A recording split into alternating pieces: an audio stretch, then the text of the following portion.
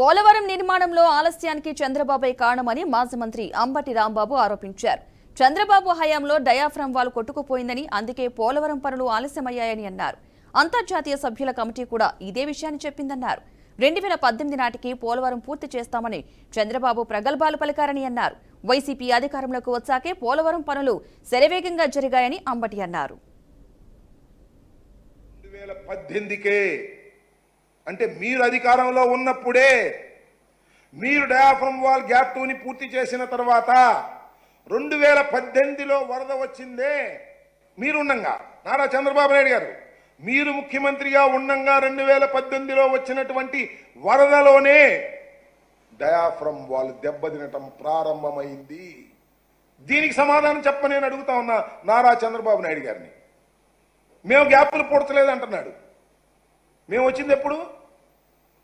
2019 మే 30వ తారీఖున ప్రమాణ స్వీకారం చేశారు జగన్మోహన్ రెడ్డి గారు. జూన్ 23వ తారీఖున వరద వచ్చింది.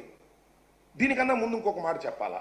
పీపీఏ పోలవరం ప్రాజెక్ట్ అథారిటీ వాళ్ళు ఏం చెప్పారంటే, చంద్రబాబు నాయుడు గారు ఈ పనులను చేస్తుంటే ఈ గ్యాప్లు ఎందుకు వదిలిపెట్టారో కూడా మీకు అనేక సార్లు చెప్పాను, మరొక్కసారి చెప్పవలసిన అవసరం ఉంది. కాఫర్ డ్యాముల నిర్మాణం నాణ్యత లేకోకుండా మీరు చేశారు, దట్ ఇస్ ఓకే. వాళ్ళే చెప్పారు, నేను చెప్పింది కాదు ఇది.